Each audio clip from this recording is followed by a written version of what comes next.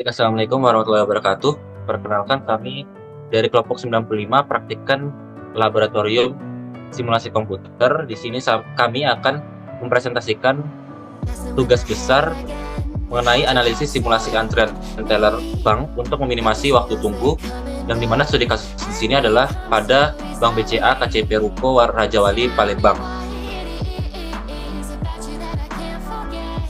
Di sini kami dari kelompok 95 yang beranggotakan saya sendiri Muhammad Rauf Permana dengan NPM 2103 2010183. Dan saya Rafa Radi Wicaksono dengan NPM 21032010216. Baiklah, selanjutnya akan dijelaskan oleh rekan saya. Dari bab 1, terdapat pendahuluan di mana antrian adalah keadaan yang lumrah serta sehari-hari sering terjadi sehingga banyak masyarakat yang secara bersamaan membutuhkan pelayanan dan pelanggan yang datang jumlahnya lebih dari fasilitas pelayanan yang tersedia. Hal tersebutlah yang menyebabkan terjadinya antrian. Untuk membangun model suatu sistem yang diinginkan, ProModel menyediakan beberapa elemen yang tepat disesuaikan untuk membuat model sistem produksi.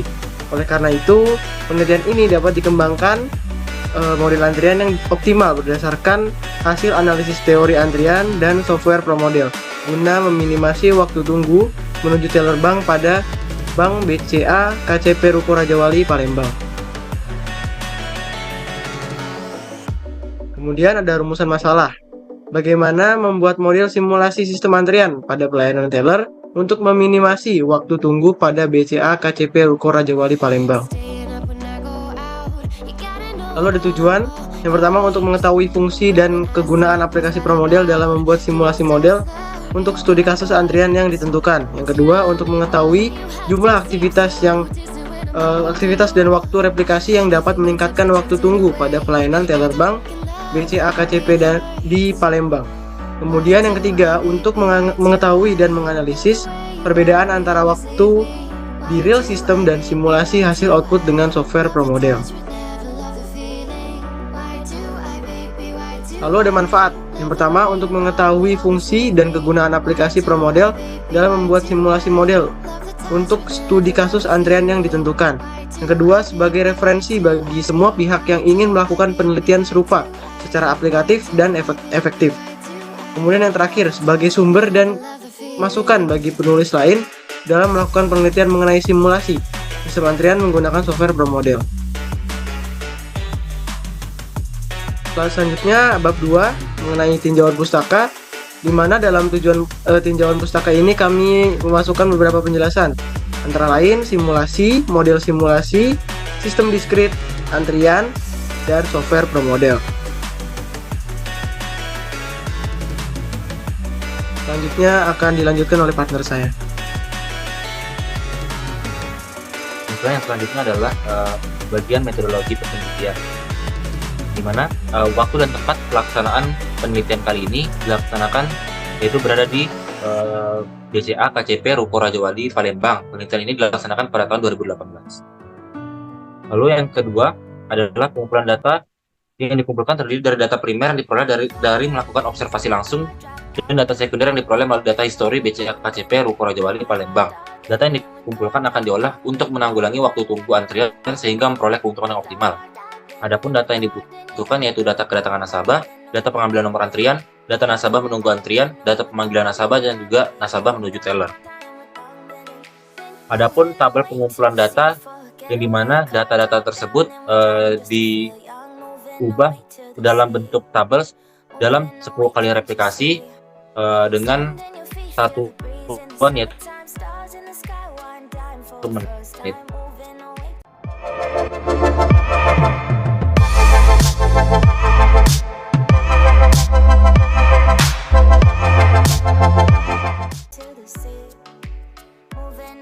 Baik, di sini saya akan menjelaskan mengenai pengaplikasian daripada studi kasus yang telah saya ambil pada tugas besar praktikum lab simulasi komputer kali ini dari kelompok 95, yang dimana di sini cara yang pertama adalah kita membuat file baru. Kita berikan judulnya misalnya adalah tugas besar. dan distance unitnya kita ganti jadi meter, lalu kita klik OK. Setelah itu kita menuju ke build, lalu kita ke location. Nah, di sini kita menentukan apa-apa saja yang menjadi aktivitas dari model yang akan kita buat. Nah, di sini ada 5 aktivitas yang telah ditentukan, yaitu yang pertama adalah nasabah datang. Mungkin bisa menggunakan yang ini. Kita tinggal klik saja, lalu kita uncheck list new ini, kita klik yang untuk teks, kita berikan di sini namanya adalah nasabah datang. Lalu kita klik new lagi.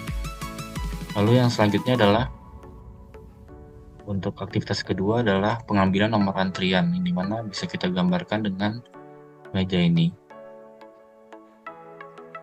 Di sini kita checklist, kita berikan nama adalah pengambilan nomor antrian. Kita checklist. Selanjutnya adalah nasabah menunggu antrian. Mungkin bisa kita gambarkan dengan menggunakan meja yang berbeda. Nasabah menunggu antrian ini kita berikan nasabah menunggu. Lalu selanjutnya adalah pemanggilan nasabah. Misalnya kita berikan gambarnya adalah ini, pemanggilan nasabah. Kita berikan lagi namanya, itu adalah pemanggilan nasabah. Dan yang terakhir adalah nasabah menuju teller. Bisa digambarkan seperti ini.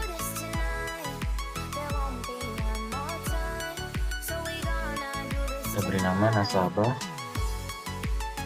menuju teller bank di sini. Lalu kita klik lagi. Apabila sudah seperti ini, langkah selanjutnya adalah kita klik lagi build, lalu kita ke entities, yang dimana di sini kita tentukan lambang daripada entitiesnya. Nah, di sini pada kasus saya ini adalah entitiesnya nasabah yang ingin melakukan aktivitas di teller bank tersebut. Maka saya berikan gambarnya, misalnya adalah gambar worker ini. Lalu apabila sudah, kita lanjut. Selanjutnya adalah ke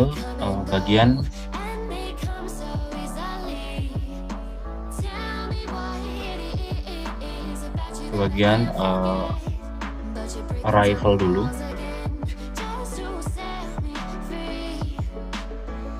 Yang dimana di sini kita pilih entity-nya adalah worker, location-nya ini ada nasabah datang. Lalu untuk quantity-nya adalah 1. Lalu untuk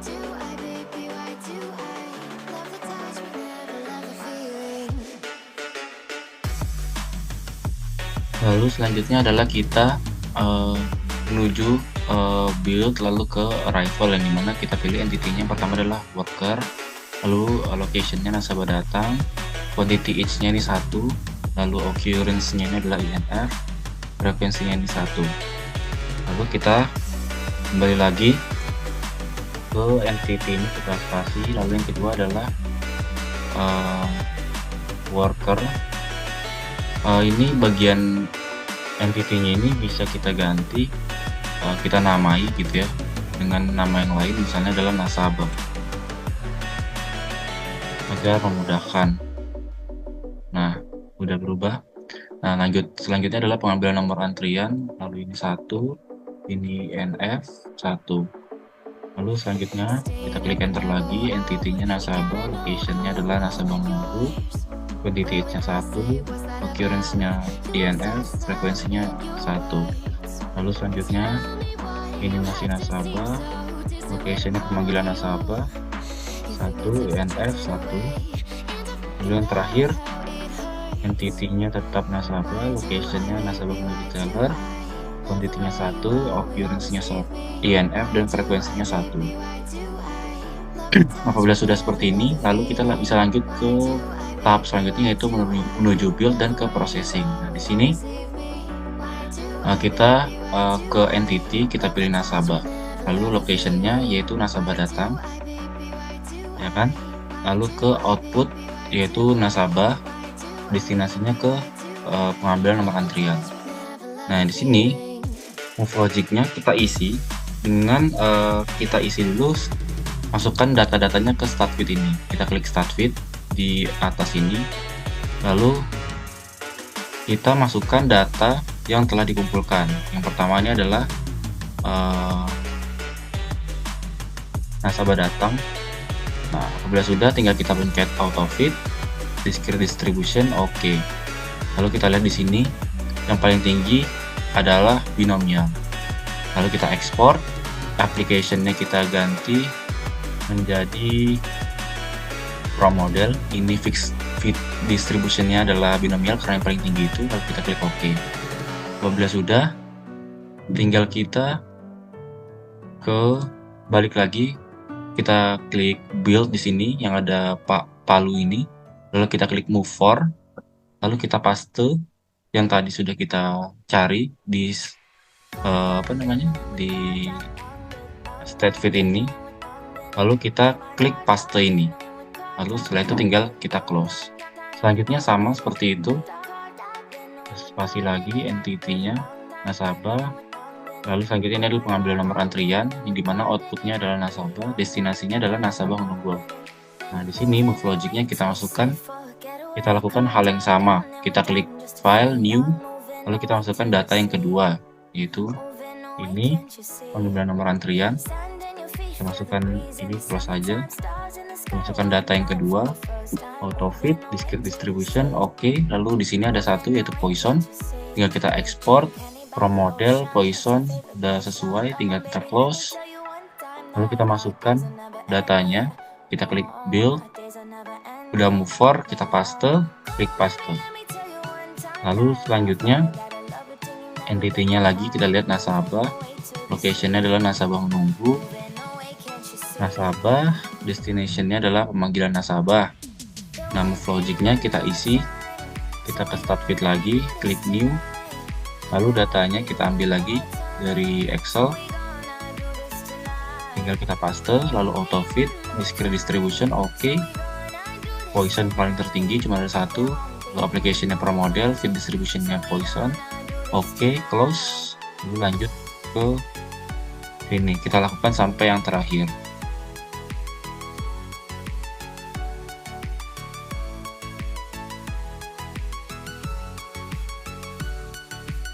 Destinasinya berarti ini adalah menuju teller. Lalu move logic-nya ini kita lanjut ke state feed lagi.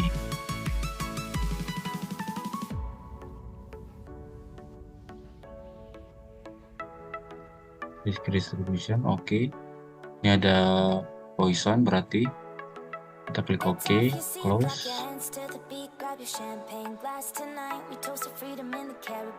Sudah. Lanjut ini yang terakhir, nasabah, lokasinya adalah nasabah menuju teller, outputnya nasabah, destinasinya exit, lalu logiknya tinggal kita masukkan lagi data yang terakhir,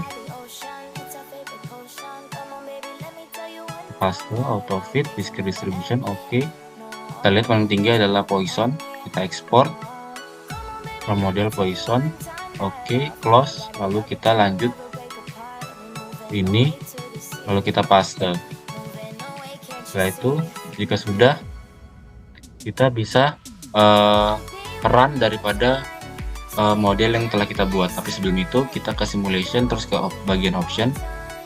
Kita tulis number of replication-nya adalah 10 dan runtime-nya adalah 8. Jika sudah, tinggal kita pencet OK. Setelah itu, tinggal kita running model daripada yang telah kita buat. Lalu di sini akan ada tulisan save the model before running, tinggal kita klik OK aja, kita save aja tugas besar, lalu klik save, lalu akan ada running model yang telah kita buat. Untuk mempercepat tinggal kita slide aja yang di bagian atas ini agar lebih cepat. Nah, ini tadi kita pilih 8 adalah di sini setiap 8 jam itu bertambah run itu 1. Jadi ini 10 replikasi. Apabila sudah seperti ini akan muncul simulation complete. Do you want to see the result? Kita pencet yes saja. Setelah itu di sini skenario normal run, replication-nya kita klik yang all. Kita pencet OK dan kita menuju tab entity activity. Nah, inilah yang akan dianalisis di bagian jurnal daripada tugas besar dari praktikum kali ini. Mungkin sekian penjelasan dari saya. Apabila ada kekurangan mohon dimaafkan. Wabillahi taufiq wal hidayah. Wassalamualaikum warahmatullahi wabarakatuh. Verifikasi ataupun validasinya. Validasi adalah proses membandingkan model simulasi dengan real system. Terdapat dua metode yang dapat digunakan untuk membandingkan dua alternatif desain sistem, yaitu well confidence interval dan juga pair confidence. Model dikatakan valid apabila antara output nyata dan output simulasi tidak berbeda secara signifikan. Adapun hasil running model yang telah dibuat pada software pramodel ditunjukkan pada gambar di bawah, dan terlihat bahwa model tersebut bebas dari valid sehingga model telah memenuhi tahap verifikasi sebagai berikut. Lalu selanjutnya adalah tahap validasi, yang dimana di sini ada melakukan mengambil 3 data ataupun 3 replikasi dengan data from model dan juga ada data real system yang didapatkan rata-ratanya pada real system 3 dan pro model 3,26. Model dengan H0 sama dengan mu1 sampai 0, mu2 sama dengan 0, dan H1 mu1 sampai dengan mu2 tidak sampai dengan 0, dimana 0,05 itu merupakan alfanya. Lalu untuk depth-nya sendiri bisa dicari dengan menggunakan rumus standar deviasi 1 dikuadratkan per N1 ditambah standar deviasi 2 dikuadratkan per N2 dikuadratkan dibagi standar deviasi 1 dikuadratkan per N1 dikuadratkan dibagi N1 dikurang 1 ditambah standar deviasi 2 dikuadratkan per N2 dikuadratkan per N2 dikurang 1, yang apabila dimasukkan datanya akan didapatkan hasil 2. Maka didapatkan dari tabel distribusi F bahwa TDF alpha per 2 sama dengan 4,3. Lalu kita mencari nilai half width-nya dengan rumus TDF alpha per 2 akar standar deviasi 1 dikuadratkan per N1 ditambah standar deviasi 2 dikuadratkan per N2. Yang didapatkan hasilnya adalah 0,062. Sehingga confidence intervalnya adalah sebagai berikut, yaitu minus 0,325 lebih kecil sama dengan mu1 mu2 lebih kecil sama dengan minus 0,201. Yang dimana dari hasil perhitungan tersebut dapat disimpulkan bahwa H0 ditolak dan promodel nilai 0 tidak berada pada rentang mu1 mu2, sehingga dapat dikatakan data yang didapat tidak valid. Dengan demikian dapat ditarik kesimpulan bahwa total waktu yang ada pada tugas besar terdapat perbedaan yang signifikan dengan hasil output pada simulasi promodel yang telah dibuat. Dan hasil outputnya terlihat seperti pada gambar. Lalu didapatkan analisis outputnya dari hasil output promodel yang dapat diketahui bahwa hasil average time in system atau minutes, replikasi 1 selama 3,24 menit, replikasi 2 selama 3,29 menit, replikasi 3 selama 3,26 menit, replikasi 4 selama 3,48 menit, replikasi 5 selama 3,19 menit, replikasi 6 selama 3,35 menit, replikasi 7 selama 3,37 menit, replikasi 8 selama 3,42 menit, replikasi 9 selama 3,38 menit, dan replikasi 10 selama 3,24 menit. Berdasarkan hasil verifikasi dan validasi, dapat H0 ditolak, promodel nilai 0 tidak berada di dalam rentang mu1 mu2, sehingga dapat dikatakan tidak valid dan terdapat perbedaan yang signifikan dengan hasil output pada simulasi promodel yang telah dibuat.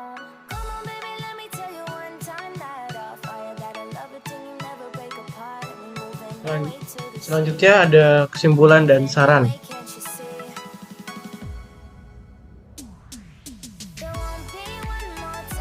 Pertama, Promodel merupakan software yang diakui dan salah satu software yang dikenal secara luas sebagai software yang digunakan untuk simulasi manufaktur dan perusahaan. Promodel sendiri sudah memiliki reputasi yang baik dalam pembuatan simulasi. Promodel pada dasarnya digunakan untuk simulasi pada perakitan pabrik dari hasil analisa. Promodel dapat memodelkan simulasi untuk berbagai model dan dengan kondisi yang berbeda-beda. Model yang didesain dengan promodel akan memberikan hasil simulasi berupa animasi, dan promodel pada 6.0 menyediakan lokasi yang disebut dengan StatFit. StatFit adalah aplikasi yang statistik yang digunakan untuk mendefinisikan model statistik yang akan digunakan semisal input simulasi menggunakan promodel. Dalam promodel, hasil akan ditampilkan dalam bentuk tabel maupun grafik yang memudahkan untuk penganalisaannya. Kemudian nomor 2, pada studi kasus ini ada 5 aktivitas yang digunakan, yaitu nasabah datang, pengambilan nomor antrian, nasabah menunggu antrian, pemanggilan nasabah menuju teller bank. Kemudian dari hasil output promodel dapat diketahui bahwa average time in system replikasi 1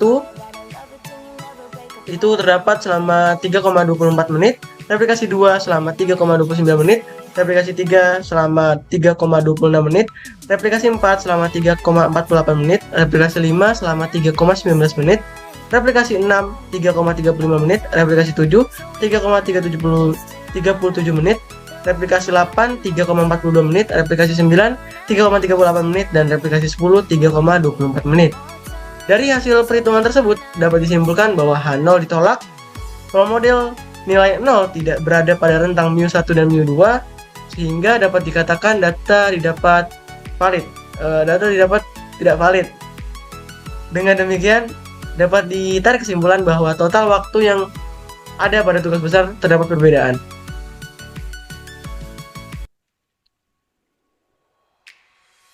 Bisa di next.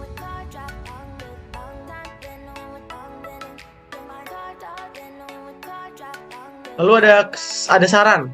Yang pertama, sebaiknya lebih teliti dalam memasukkan nilai pada setiap variabel karena akan mempengaruhi output yang akan dihasilkan. Nomor 2, sebelum melakukan proses input pada data, sebaiknya pahami terlebih dahulu permasalahan yang terjadi agar mengetahui metode apa yang dipakai. Dan yang ketiga, sebaiknya dapat membuat model simulasi dengan konsep atau penggambaran yang berbeda guna mengetahui keabsahan data simulasi yang didapatkan.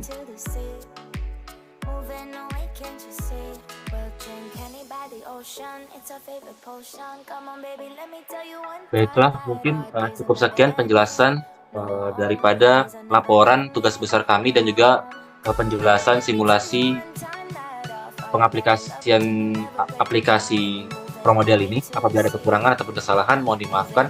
Wabillahi taufiq wal hidayah. Wassalamualaikum warahmatullahi wabarakatuh.